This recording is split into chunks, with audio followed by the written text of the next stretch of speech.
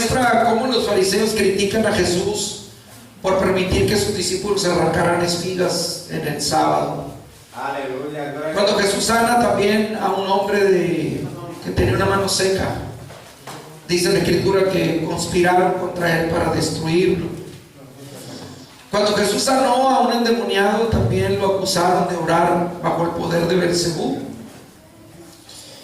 Y Jesús lo llamó generación de víboras. También dijo que eran una generación malvada y adúltera. El capítulo 12 de Mateo sienta las bases de lo que se habla o de la esperanza que se ofrece en el capítulo 13 en medio de la maldad. O sea, muestra la esperanza que nos da la palabra del Señor en medio de un mundo de maldad. El capítulo 13 de Mateo comienza con la parábola del sembrador, una que ustedes ya han escuchado varias veces. En esta se reconoce que parte de la semilla se va a perder, pero también se promete una cosecha estupenda de semilla que caiga en buena tierra. El enfoque no se centra en lo poco que se pierde, sino en la promesa de la cosecha de la buena tierra. La parábola de la cizaña, que se encuentra en el capítulo 13, es la que vamos a analizar en esta mañana. Y yo quiero invitarle que se ponga de pie y vamos a leer Mateo 13, capítulo 13, verso 14.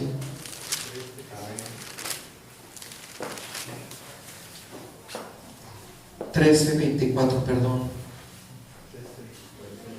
13:24 de Mateo. Cuando lo tenga me dice amén. Amén. Dice la Escritura, le refirió otra parábola diciendo: el reino de los cielos es semejante a un hombre que sembró buena semilla en su campo. ¿Qué sembró, hermano? Buena semilla. Pero mientras dormían los hombres, vino su enemigo y sembró cizaña entre trigo y se fue. Y cuando salió la hierba y dio su fruto, entonces apareció también la cizaña. Vinieron entonces los siervos del padre de familia y le dijeron: Señor, ¿no sembraste buena semilla en tu campo? ¿De dónde pues tienes cizaña? Él les dijo: un enemigo ha hecho esto. Y los siervos le dijeron: ¿quieres pues que vayamos y la arranquemos? Y él le dijo: no sea que al arrancar la cizaña arranquen también con ella el trigo. Déjenla crecer juntos, lo uno y lo otro, hasta que llegue la siega. Y al tiempo de la siega yo le voy a decir a los segadores que recojan primero la cizaña y que la aten en manojos para quemarla, para después recoger el trigo y ponerlo en mi granero. Aleluya. Amén, hermanos. Ocupe su lugar. Aleluya. Mire, la parábola de la cizaña utiliza el mismo tema agrícola para abordar un problema de malos y buenos en el mundo. El mensaje de esta mañana se llama los malos y los buenos en este mundo. Lo que la parábola nos dice claramente es que el reino de Dios lucha contra el mal que nos rodea. Dios permite el mal y el bien, que estos coexistan hasta el final.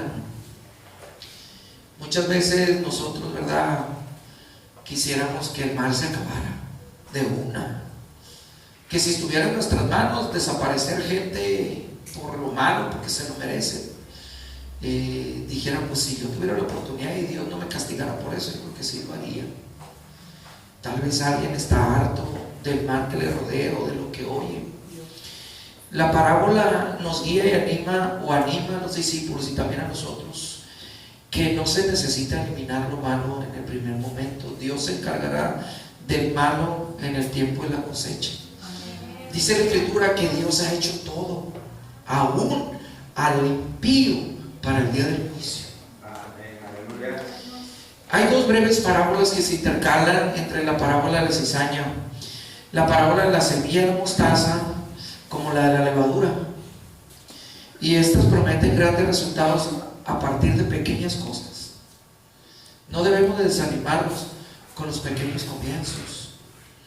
No debemos desalentarnos cuando a veces nuestros esfuerzos parecen inútiles, porque se miran muy pequeñitos a veces. Decimos, Señor, es que no cambia la gente. Es que, Señor, pareciera que entre más hacemos bien, recibimos cosas peores. Y entonces el creyente dice, pues, ¿qué pasa?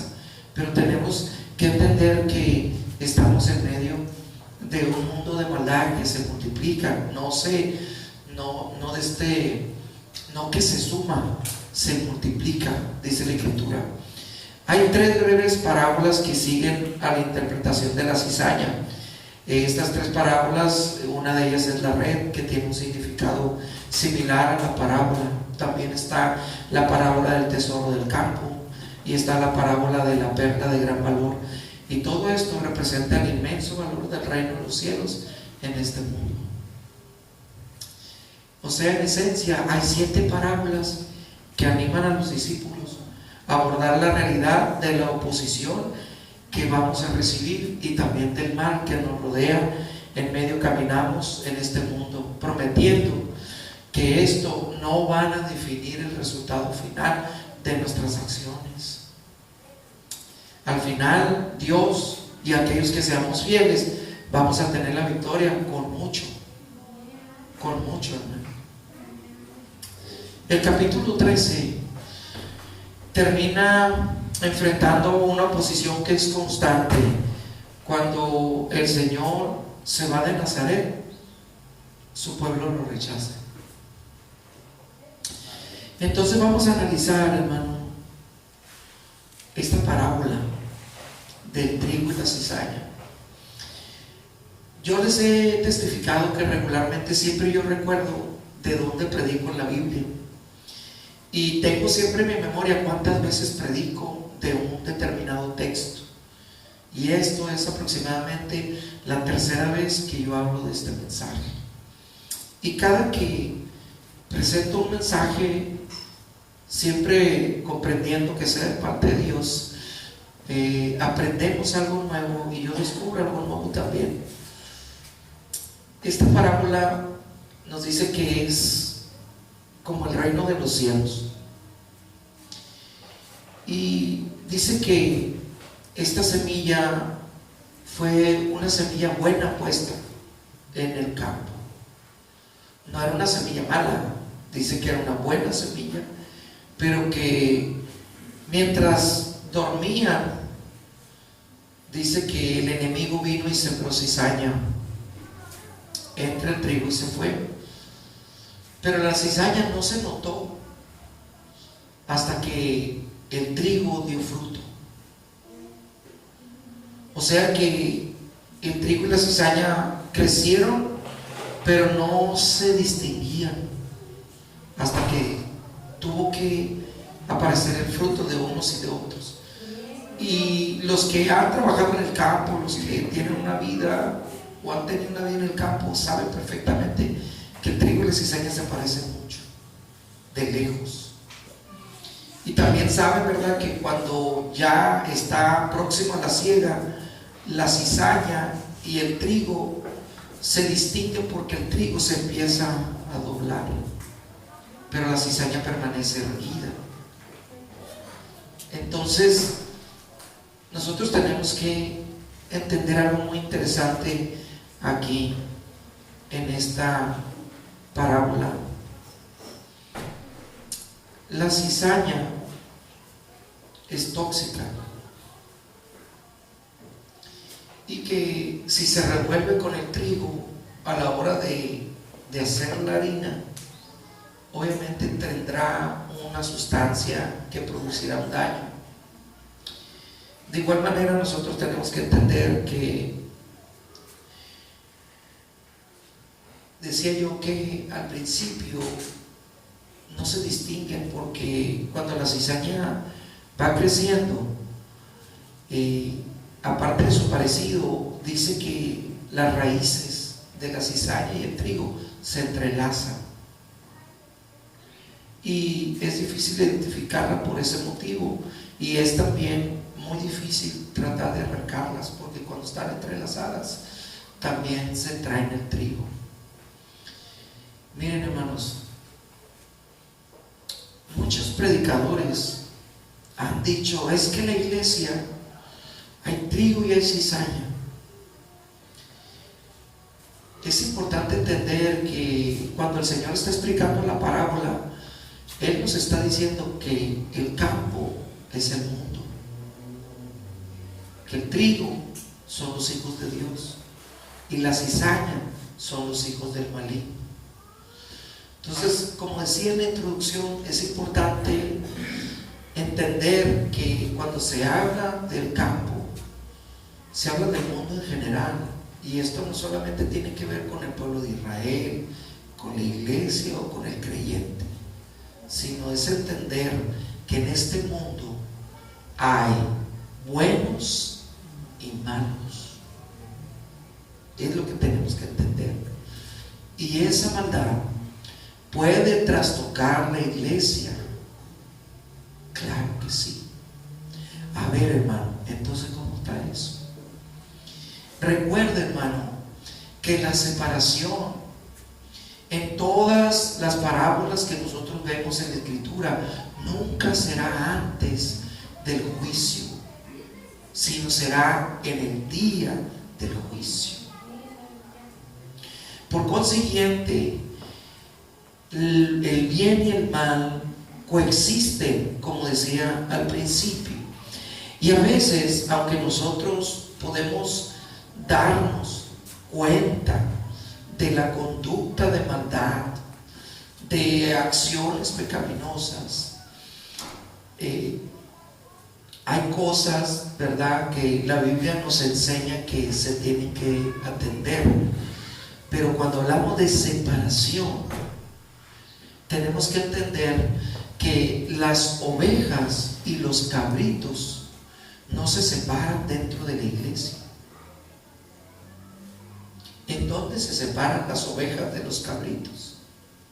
En aquel día, cuando venga el Señor, ¿verdad? Dice que separará a las ovejas de los cabritos. Y también el trigo y la cizaña se recogerán en el momento de la siega. Oiga, hermano, pero la cizaña arruinará la harina si la revolvemos. La solución habitual es separar los granos después de trillarlos, extendiéndolos sobre la superficie plana, haciendo que la gente retire la cizaña por el color que las distingue con la mano en esta etapa. Sembrar cizaña entre el trigo era un acto de sabotaje, y los romanos tenían una ley que prohibía a los enemigos sembrar cizaña. Pero en este mundo la cizaña ya está puesta ahí. Ya está ahí. El enemigo, ¿verdad?, puso su simiente a través de Caín. ¿Y qué hizo? Mató a su hermano Abel. ¿Y Dios qué hizo? Repuso a Abel con Sem, para que la simiente del Señor, según la carne, pudiera venir a este mundo y entonces Cristo pudiera nacer. Estoy hablando en el término estrictamente, ¿verdad?, de su advenimiento para cumplir el propósito de redención. Aleluya. Y que nosotros pudiéramos entonces conocer a ese Dios y Salvador y venir a formar parte de la familia de Cristo. O sea, salir de la naturaleza que teníamos pecaminosa y venir ahora a formar parte de la familia de Dios. Pero se da cuenta que el Señor no mató a Caín. Y la palabra de Dios dice, tanto Judas como Juan nos dicen que Caín era del maligno. Entonces nosotros tenemos que entender que hay procesos, hermano, que van a coexistir hasta que el Señor llegue a hacer esta separación. Dice que cuando la hierba brotó y dio su fruto, entonces la cizaña aparece. El problema es práctico. En la iglesia encontramos la maldad mezclada con la bondad. Toda congregación tiene miembros que avergüenzan. También hay quienes son faltos de ética o de que su conducta se puede cuestionar, o que tratan a personas con crueldad, o que creen en cosas falsas. Visite la iglesia que usted quiera, pregúntele al pastor que usted quiera y le va a decir: sí, yo tengo muy buenos hermanos. La mayoría son buenos hermanos, pero hay unos que la verdad me preocupan mucho, porque pasa el tiempo y siguen practicando la maldad y no aprenden. Va a ver qué le van a decir. ¿Por qué? Porque, como dije, las raíces del trigo y de la cizaña se entrelazan, que cuando tú lo quieres arrancarlo, te vas a llevar al trigo. Y así sucede. Gente que practica la maldad. Aleluya. Tienen amigos, y cuando usted le dice: ¿sabe qué, hermano? No podemos tolerar su conducta, se van buenos también. Y muchas veces se pierden por la actitud del malo. Los sirvientes les dijeron: Señor, ¿quieres que vayamos y recojamos el trigo, que la quitemos? Y el Señor dijo: no sé que recoger la cizaña, también arranquen el trigo. Esta parábola nos llama a tener paciencia y fe.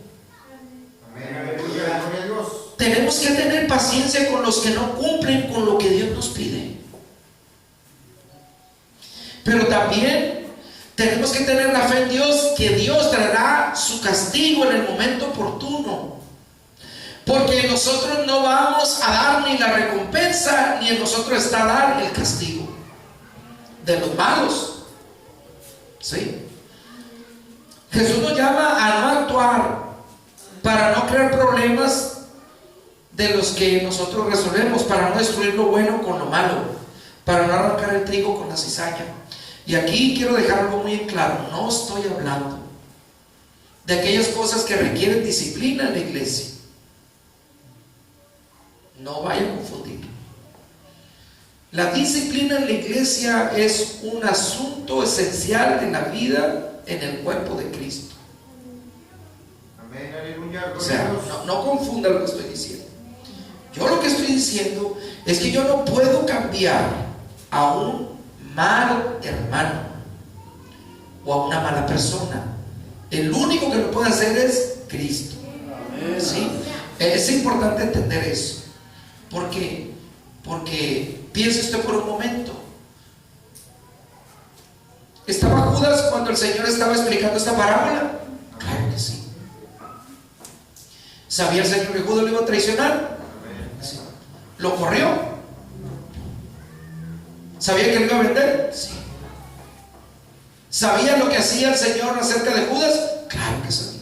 Pero se tenía que cumplir la palabra. Entonces, de la misma manera, el apóstol Pablo, hablando de la resurrección, dice: en aquel día saldrá el grano de trigo desnudo, ya sea de trigo o de otro grano. Y en este mundo solamente hay dos semillas: Gloria a Dios. Gloria a Dios.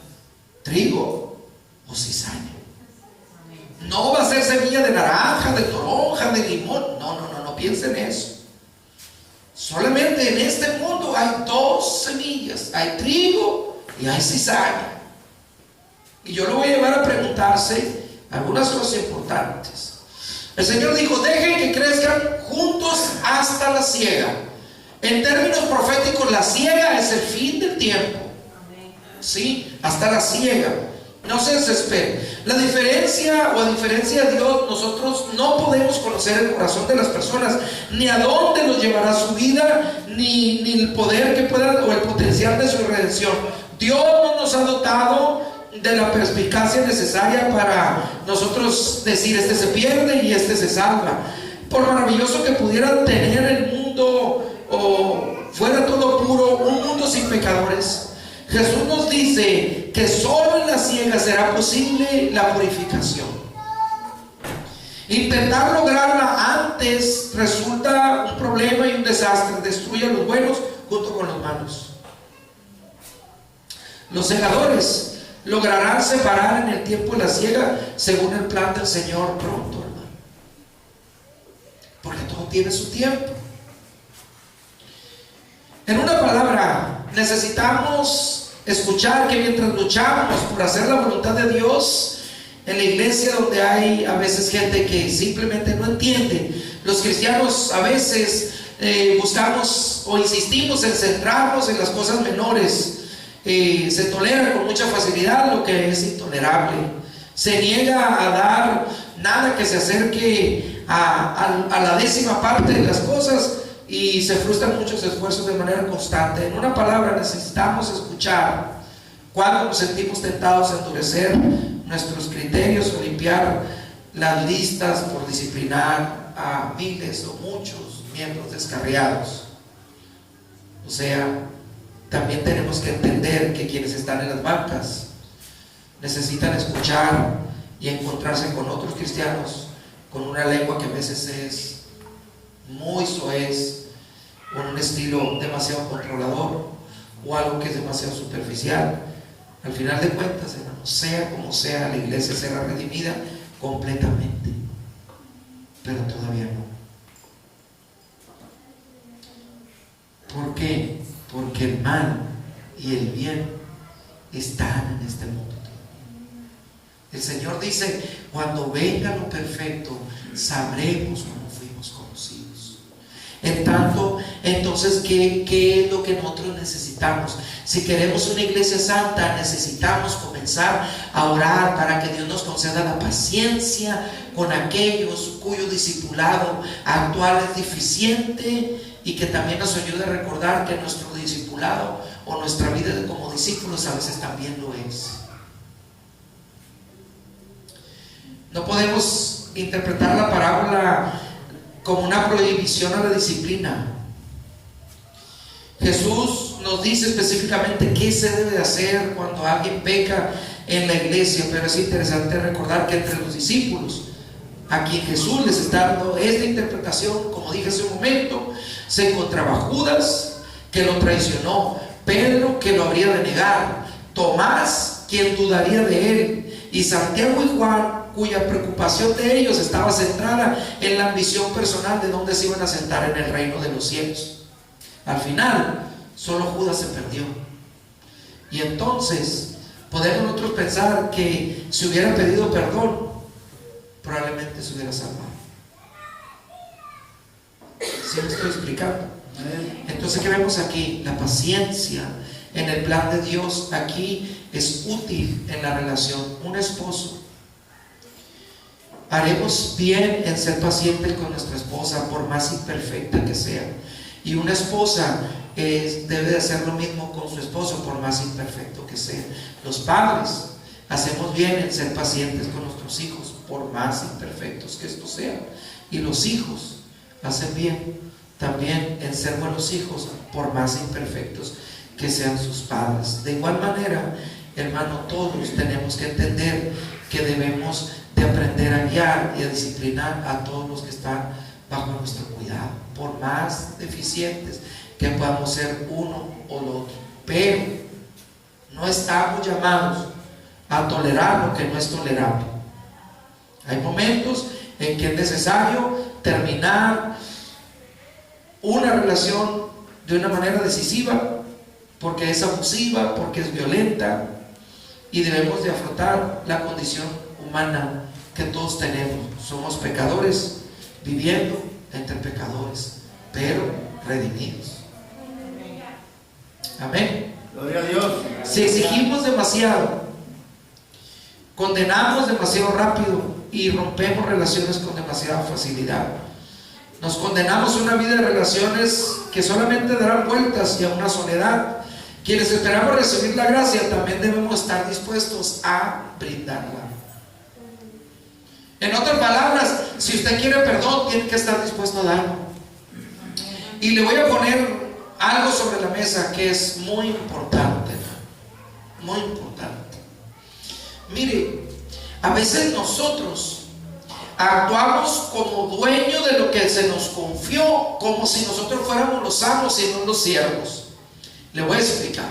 Mire, Yo he visto actitudes en ministros, en pastores, en algunos líderes que se conducen de esta forma. Porque lo que se está planteando, si se está planteando hacer un trabajo, si se está planteando hacer algo en la obra de Dios, sea espiritual o sea material, de la índole que sea, o el ministerio que se trate, bueno, porque no se acordaron las cosas como yo quería o en los términos que yo quería, yo no voy a hacer nada. Y aunque me den, ¿verdad?, el lugar o el aceite para ir a ungir a una persona, no lo voy a hacer. No lo voy a hacer, porque yo me estoy apoderando del don que Dios me dio, y estoy negando ir a hacer y ministrar lo que Dios puso en mis manos en favor de los hermanos o de los necesitados. Estoy negando y rehusando a que Dios, a dejarme usar por Dios, solamente porque lo que yo propuse no salió como yo quería, o porque lo que yo quería que se hiciera no se hizo como yo quería que se hiciera. Y la pregunta que tenemos que hacernos aquí es: ¿quiénes somos nosotros? Para nosotros cerrar nuestra mano y decir: yo no oro por ningún enfermo, cuando el don Dios te lo dio. Yo no voy a hablarle a fulano de tal y a sutano de la verdad, hay que le hablen otros, cuando Dios te mandó a ti. Es que yo no voy a interceder por ese hermano, ni por esa familia, ni por esas personas. Mire, hermano, no nos damos cuenta de algo que es trascendente. El Señor dice que si yo soy negligente con lo que Él ha puesto en mi mano, tengo un destino bien definido en dónde voy a parar. Porque así como dije al principio, ¿verdad?, que Dios separará a las ovejas de los cabritos. Dios separará la cizaña del trigo. Dios, cuando abra la red, ¿verdad?, tomará los peces buenos y tirará a los malos. Es separación. Pero también dice que al siervo útil lo dejará entrar. Al siervo útil, fiel, dice la Escritura, y bueno.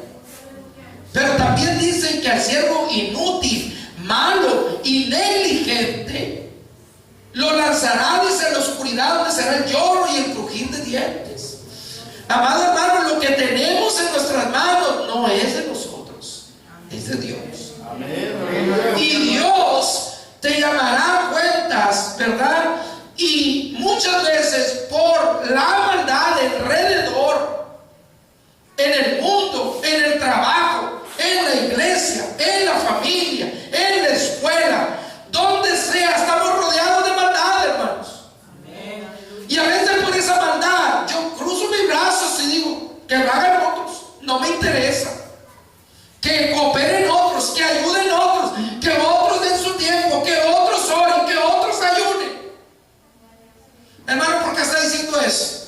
Porque muchas veces nos dicen: hermano, tenemos una urgencia y una necesidad, hay que orar, y no oramos. No, pues si no, mi familia, que se les averigüen ellos, que oren ellos, que no nos duele. Y mire, si no nos duele, tenemos que hacernos otra pregunta. Probablemente solamente nos congreguemos en este lugar, pero probablemente no somos el cuerpo de Cristo. Porque el cuerpo, usted cortes un pedazo de dedo, cortes una falange, a ver si la otra mano no inmediatamente va a agarrar el dedo, se va a doler, y la boca va a exclamar y decir: ¡ay, mi dedo! Amén. Porque el cuerpo está conectado. Así es, aleluya. Pero cuando algo del cuerpo está muerto, cuando está gangrenado, usted se lo corta y no siente. Cuando algo está anestesiado, también usted se golpea, lo corta y no siente, porque está anestesiado. Pues hay dos cosas que pueden producir físicamente, diciendo la insensibilidad: está anestesiado, está dormido, o simplemente está muerto. Como le dice el Señor a la iglesia en Apocalipsis: tienes nombre de que vives, pero estás muerto. No te mueve nada, no te preocupa nada. El campo es el mundo. Jesús identifica el campo, como dije, no como el pueblo de Israel, como la iglesia, sino como el mundo. Los creyentes vivimos en este mundo que a menudo y cada vez más es hostil, viendo prosperar a veces personas indignas, Podríamos preguntarle a Dios si Dios se ha retirado o dónde está la justicia de Dios. Esta parábola nos aconseja esperar con paciencia y perseverar, porque así es como serán las cosas. La buena semilla son los hijos del reino y las cizañas son los hijos del maligno, dijo el Señor en su explicación. El Hijo del Hombre sembró buenas semillas, esas semillas son los hijos del reino. La cizaña es sembrada por un enemigo y son sus hijos también. Por eso usted no le puede llamar hermano a medio mundo. O sea, a veces lo decimos en el buen sentido por fe, ¿verdad? Que queremos que todos sean hermanos. Pero debemos de ser conscientes que hay hijos del diablo que practican la maldad, que se gozan con la maldad y que a veces están sentados a un lado de tus hijos en la escuela. O a veces son miembros de tu familia que nunca van a creer en el evangelio. Y yo no tengo que ignorar eso. Yo tengo que ir por la vida discerniendo y entendiendo que hay buenos y malos, dentro y fuera. Sí, porque a uno dice, ay hermano, qué decepcionada me puso este hermano, yo pensaba que era un buen hermano. Pues ore por él. Ore por él. Porque mire, el Señor dijo, o hacer bueno el árbol y bueno su fruto. Gloria a Dios. Sí. O sea, tenemos oportunidad, hay esperanza. Dios puso buena semilla en esta tierra, y si usted en un momento determinado Dios le permitió oír el mensaje y entenderlo, es porque Dios lo llamó para salvación, no para que haya más valioso, algo más valioso en el mundo que la salvación que Dios nos ha dado. Amén. Podemos tener errores, fallas, lo que usted guste y mande, hermano, pero yo lo digo en lo personal, en mi cabeza nunca ha pasado irme al mundo por más dificultades que pueda tener, por más carencias que pueda tener, por más cosas que tal vez no pueda sobrellevar. Nunca en mi cabeza ha estado voltear atrás. Yo prefiero ser cristiano abajo de una piedra, hermano, abajo de una ramada, en el desierto, donde sea, aunque no tenga nada. Pero si lo tenemos a Él, lo tenemos todo, hermano. O sea, vale la pena entender esto. O sea, no puede haber placer más allá o más sublime que saber que somos hijos de Dios, que somos la semilla que plantó en este mundo para que otros puedan ver la verdad de Jesucristo, hermano. Amén, aleluya. Dice: el que siembra la buena semilla es el Hijo del Hombre, y el enemigo sembró la cizaña, es el diablo. Son dos sembradores. Aquí se explica la presencia del mal entre nosotros. Tenemos, ¿verdad?, nosotros el entendimiento. Cuando se menciona el enemigo de nuestras almas, pues se incomoda, pero ignoramos en nuestra predicación a veces nuestra renuencia a hablar con franqueza y confrontar el mal que nos rodea. Nos va a dar, hermano, grandes oportunidades para llegar a las casas, a las escuelas, a las familias. Aunque haya quienes celebren lo satánico, no tenemos que ignorar eso. Si arrancamos la cizaña, así como se arranca para quemarla en el fuego, así será el fin de este mundo. Como dije hace un momento, aún el impío está reservado para el día del juicio. Fíjese bien, aún el impío. Y dice que Dios lo ha hecho también para ese momento. El asunto es que en medio de esto, ¿quién está? Dice: los que tropiezan en la palabra. Los que tropiezan en la palabra, dice. Y dice: pero también, ¿por qué tropiezan? Porque son desobedientes, y fueron destinados a eso. Mira, hermano, Dios nos ayude siempre a tener misericordia con el descarriado, con el tibio. Dios nos ayude. Pero no solamente con eso, sino también con aquellos que a veces no podemos tolerar.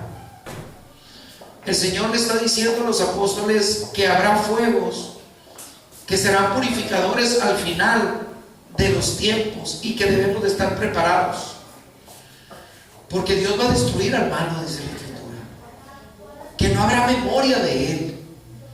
Ahorita se pueden burlar, se pueden reír. Mire, cuando estábamos en los bautismos allá en Puerto Vallarta, inicialmente se bautizaron 8 y después terminaron siendo 11. Estábamos en un río.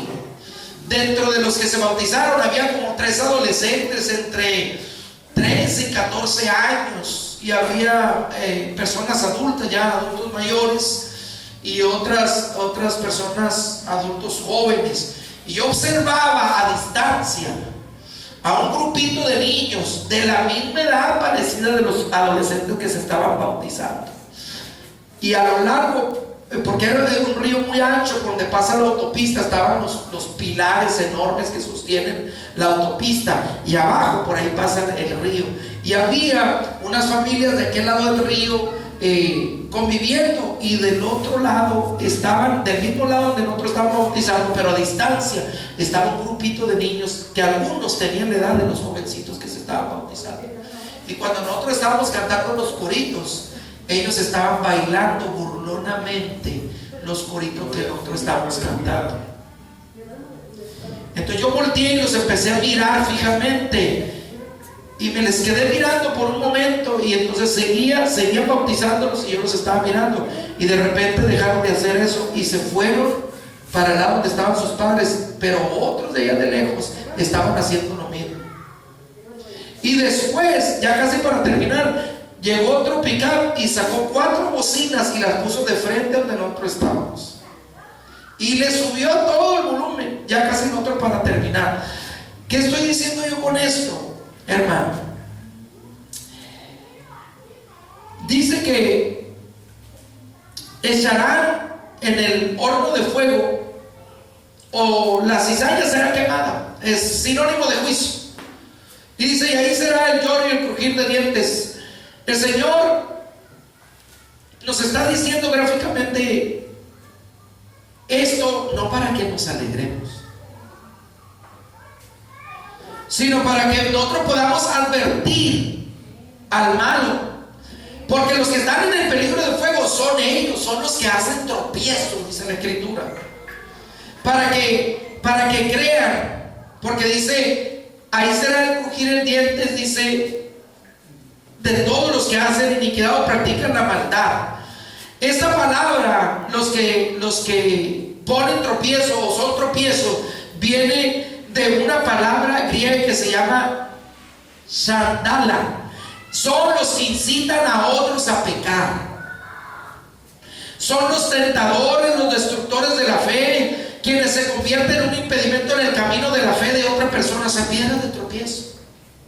A veces es la misma esposa, el esposo, el hermano, el tío, el compañero de trabajo, la suegra, la abuela, el abuelo. Son piedras de tropiezo. Dice, bueno, pues aún así, ¿verdad? Los malhechores, dice, quienes practican literalmente cosas fuera de la ley, que no se preocupan porque se haga lo que el Señor dice, es entender esto, serán echados al lago de fuego. ¿Cuál es la buena noticia? Dice que entonces los justos resplandecerán como el sol en el reino de su Padre. Esta imagen, hermano, proviene de Daniel 12:3, que dice: los entendidos resplandecerán como el resplandor en la expansión, y los que enseñan la justicia a la multitud como las estrellas a perpetua eternidad. El Señor usa este lenguaje profético para prometerle a los fieles que nos espera un destino diferente, que ya no serán personas marginadas, despreciadas, viviendo en un mundo donde predomina el mal. En cambio, brillaremos como el sol, siendo visibles para todos, dando luz a los demás, ocupando un lugar en el reino de los cielos. Y termina el Señor diciendo lo siguiente: el que tiene oídos para oír, oiga. Jesús nos llama hoy a escuchar y poner atención a esta lección de esta parábola, que es a la vez una manera de enfatizar una advertencia que a veces está cegada. Quienes no prestan atención a la parábola lo hacen bajo su propio riesgo de pensar, repito, y de creer que el hombre o la maldad estará para siempre. No, hermano. Dice la Escritura: buscarás al malo y un día no encontrarás memoria de él, porque será como el pasto que se seca, dice. Entonces, ¿qué tenemos que entender? Que Dios da oportunidades, sí, pero que a nosotros nos toca la paciencia, hermano. La paciencia de soportar al malo, dice la Biblia. Pero como dije, esta parábola de la cizaña no está hablando de la tolerancia del pecado dentro. Está hablando de entender que fuera estamos rodeados de maldad, y ahí es donde tú estás, en tu trabajo, en la colonia, fraccionamiento donde vives, en la escuela donde va tu hijo, donde tú te desenvuelves, estás rodeado de maldad. Es lo que dice la Escritura. Mire, hermano, yo le voy a decir algo, y con esto voy a concluir. Mire, el juicio a veces le viene al hombre para hacerlo entender. Dios manda un juicio a su vida para hacerlo entender. Y hasta que eso sucede, la persona entiende. ¿En forma de qué? A veces son enfermedades, a veces son accidentes, a veces son pérdidas, a veces son quebrantos en la salud, en la economía, en la familia, etcétera, etcétera. Hace tiempo, aquí parado en este lugar, aquí, en este lugar, el Señor me dio un mensaje para una hermana, y ese mensaje era para el esposo de la hermana. Y yo recuerdo como si fuera hoy, que le dije de parte de Dios a la hermana, le dije: hermana, dígale a su esposo que si no se arrepiente, Dios le va a fracturar esta pierna.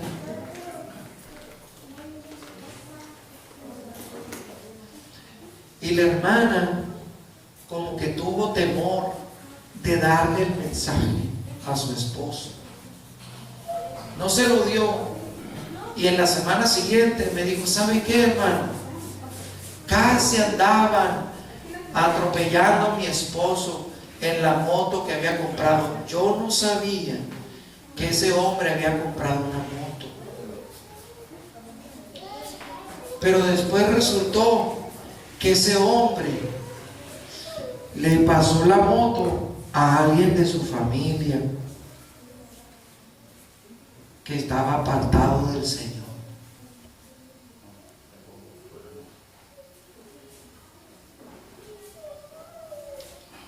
Y quien tuvo que recibir eso fue otra persona. Gloria a Dios, aleluya. Porque Dios nos tiene paciencia, nos da oportunidades para que nosotros aprendamos de esto. No puede usted, hermano, arrancar la cizaña. No la puede arrancar.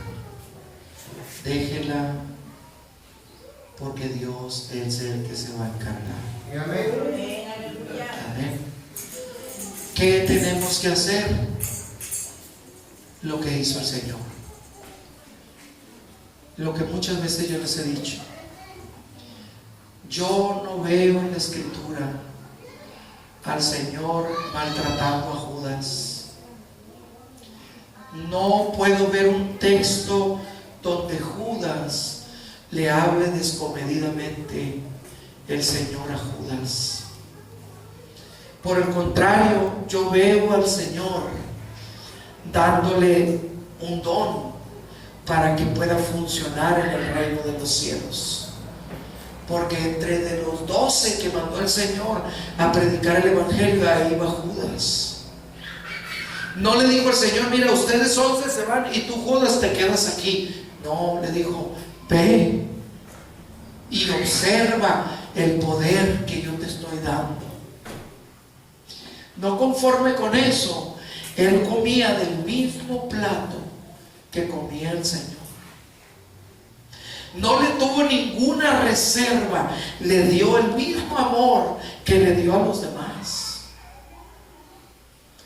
Porque, hermano, si el amor de Dios no puede transformar tu corazón, si el poder del Espíritu Santo, su misericordia, su paciencia, ese don inefable que dice la Escritura que nos ha entregado, no puede transformar tu corazón, nada lo hará, hermano.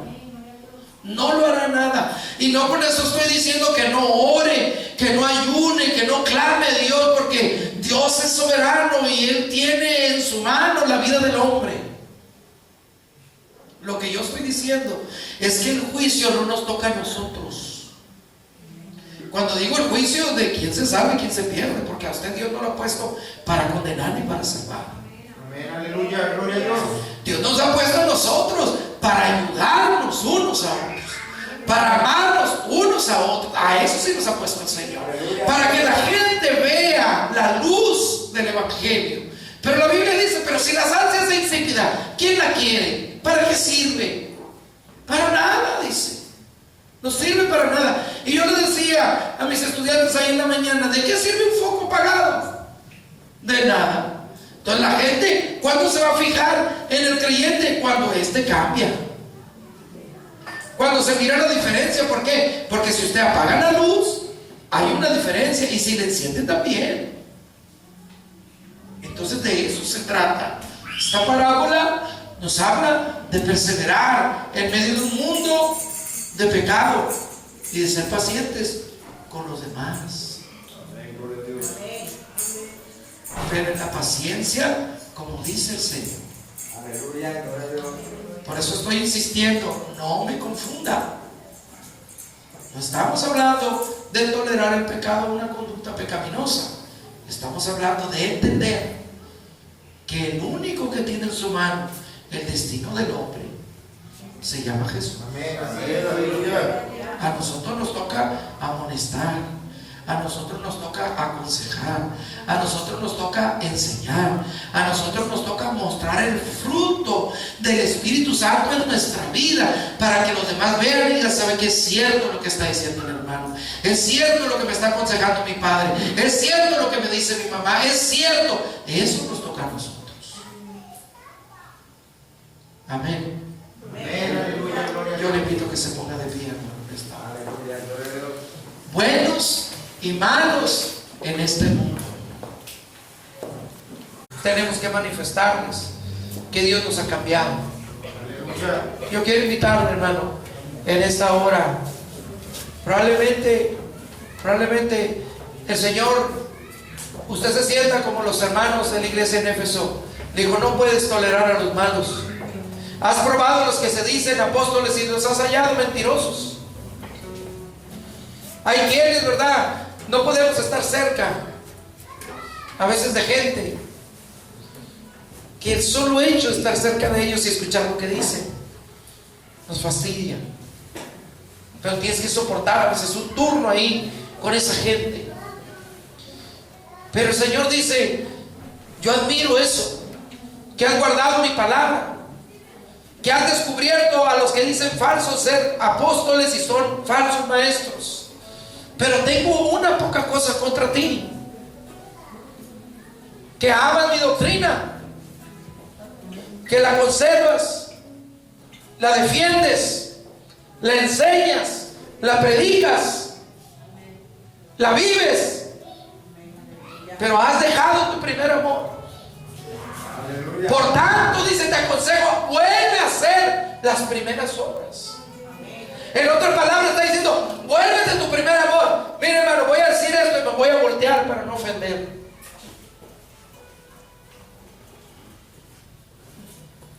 Hay quienes, hermano, a veces agarran más de lo que tuvieran que agarrar de su tiempo.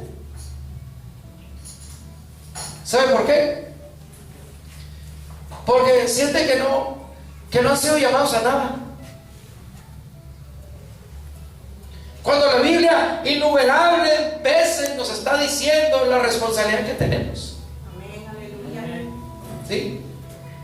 Hermano, piense por un segundito. Mire, estoy queriendo terminar. Tengo 10 minutos queriendo terminar y no puedo. Piense por un momentito nada más. Solamente en una persona. No quiero que pienses mucho. Solamente piense en una. Esa persona que tú amas. ¿Quién quiere que sea? Tu madre, tu padre, tu hermano, tu primo, tu hijo, tu hija. Una, no más una sola persona. Piensa nada más en una, ¿no? Esa persona que tú amas se va a perder si tú no le hablas.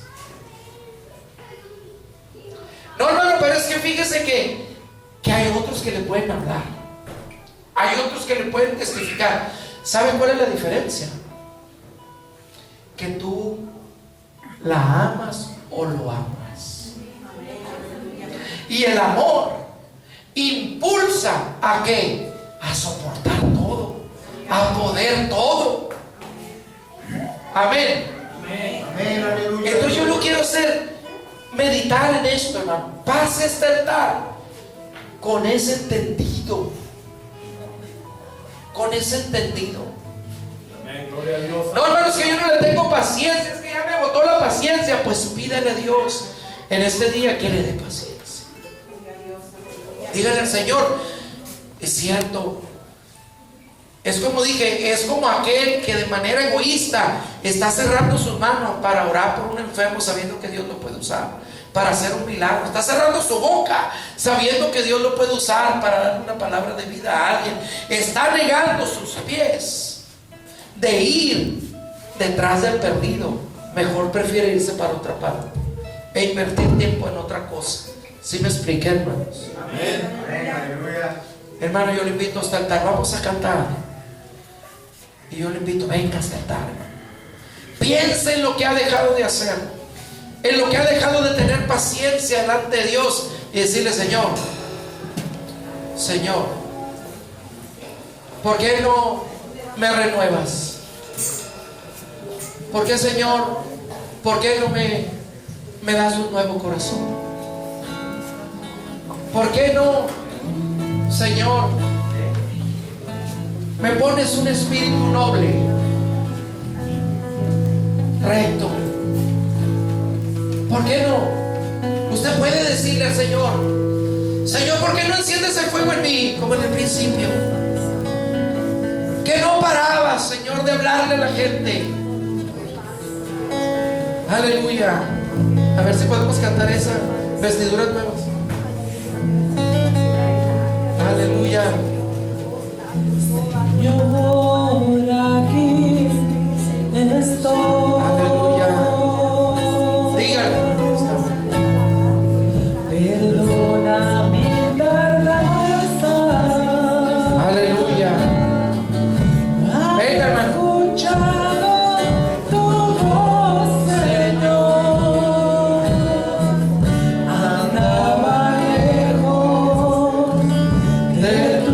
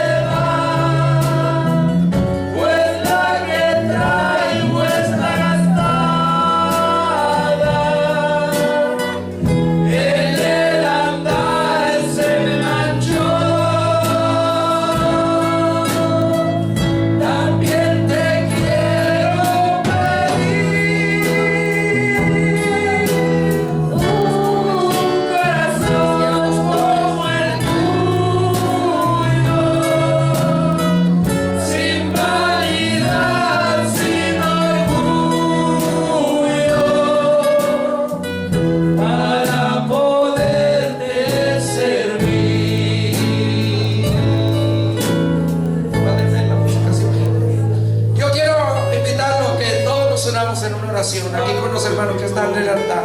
Aleluya. Yo quiero invitarlo, hermano, a que tal vez usted no siente nada, hermano. Tal vez su corazón se ha enfriado de tal forma que usted no siente nada. Pero yo quiero invitarle en esta hora. No le digo retarlo porque se trata de que usted sea consciente. Yo quiero invitarlo a que levante sus manos ahí donde está.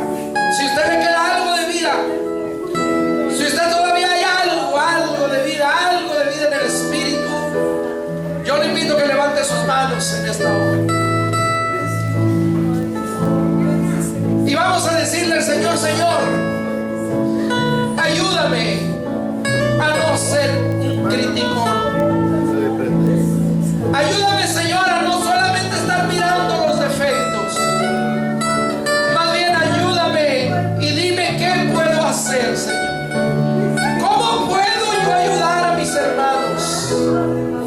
Señor, ayúdame a que mi lengua se refrene, que no me encuentre cuando menos piense hablando de los demás, Señor. Si tú me has llamado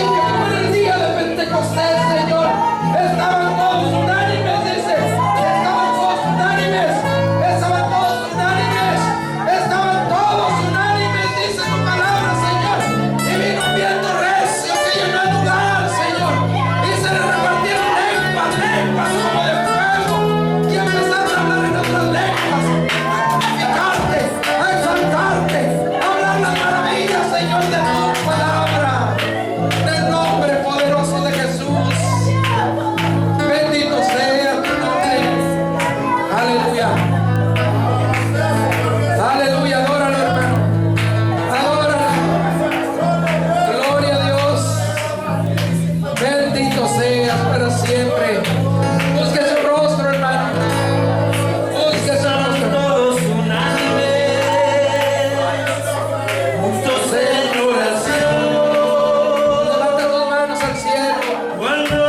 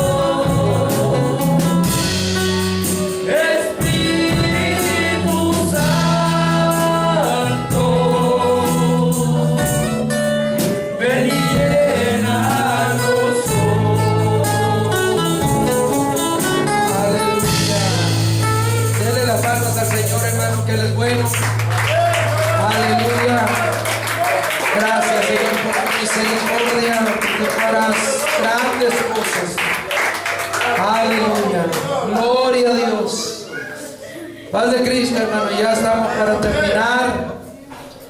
Nada más me resta, hermanos, pedirles, ¿verdad?, que ahorita terminando, no se vayan, nos vamos a poner de acuerdo con los alimentos, hermano, para el culto del Día del Pan. Así que nos vamos a despedir y después nos vamos a poner de acuerdo, hermano, para esta actividad que tenemos el último domingo del mes. Ya saben que es el culto evangelístico, donde compartimos los alimentos, hermano, con la iglesia y con los visitantes. Aleluya. Aleluya. Así que, bueno, hermano, antes de despedirnos, si hay enfermos, yo lo invito para que pasen. Si hay enfermos, hermano, yo lo invito a que pasen. Vamos a orar por los enfermos. Si usted cree que Dios le puede sanar, pues pase. El que sana se llama Jesús. Así que vamos a orar. Hay poder en Cristo, aleluya.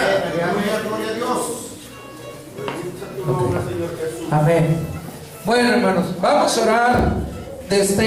Yo lo invito, vengas, hermana Sofía, también para acá. Aquí, todos los que están enfermos pasen, hermano. Voy a invocar el nombre del Señor, voy a poner mi mano sobre ustedes. Y si usted cree, pues Dios le va a sanar, hermano. Así que vamos a orar. Y también tenemos una petición, ¿verdad?, para alguien que no está aquí. Así que vamos a orar primero porque están aquí presentes. Aleluya. Hermano, póngase de pie, vamos a orar. Vamos a pedir a Dios la sanidad de la enfermedad que tengan, de la dolencia que tengan, de la necesidad que tengan, en el nombre de Jesús. Vamos a orar. Aquí conmigo el pueblo, Señor, repita: Señor, por tu palabra, en el nombre de Jesús, recibe sanidad ahora. Toda dolencia, infección, fuera en el nombre de Jesús. Sana ahora. Sopla, Espíritu Santo, en el nombre de Jesús, Señor, por tu palabra. En este momento, Señor, pon tu mano sobre tu hija, Señor. Toda enfermedad, en el nombre de Jesús, por tu palabra, Señor, pedimos sanidad completa. En este momento, Señor, en el nombre de Jesús, en esta hora, recibe, en el nombre de Jesús, por tu palabra, Señor, por tu palabra, Señor, glorifícate en su necesidad. También vamos a pedir, hermano, por Sara, la hija de nuestro hermano Julio. Está embarazada y le duele la cabeza. Entiendo yo que tiene presión alta. Vamos a pedirle para que allá donde se encuentra, hermano, Dios es Dios de cerca y Dios de lejos. Hemos orado por personas lejos, hermano, Dios nos ha sanado a distancia, ¿verdad? Así que vamos a pedir, Señor, en este momento, por tu palabra, ponemos en tus manos, Señor, a Sara. Pedimos en este momento, en el nombre de Jesús, Señor, que allá donde se encuentra, pongas tu mano, Señor, en su cuerpo. Que toda presión arterial, Señor, se normalice. En el nombre de Jesús, Señor, reprendemos todo riesgo, Señor, de embolia, de infarto cerebral. En el nombre de Jesús, por tu palabra, pedimos sanidad, Señor, para ella. Que se normalice su presión. Que toda inflamación, Señor, desista. En el nombre de Jesús, baje por el poder de tu palabra, Señor. En el nombre poderoso de Jesús, reciban sanidad todos los enfermos en esta hora, Señor, por tu palabra. Amén y amén. Aleluya. Gloria a Dios. Gracias, Señor, porque eres bueno. Aleluya. Solo creed, dijo el Señor. Solo creed, Dios será hecho. Hermano, ya estamos para terminar. Dios bendiga a todos nuestros hermanos y amigos que se dieron cita el día de hoy. Repito, ahorita terminando, vamos a ponernos de acuerdo para los alimentos del culto del Día del Pan. Así que le pido a la iglesia, ¿verdad?, que no se retire Así que nos despedimos, hermano, con el último texto de la Escritura que dice: que la gracia de nuestro Señor Jesucristo sea siempre con todos vosotros. Amén. Así sea, en el nombre de Jesucristo, hermanos. Saluden.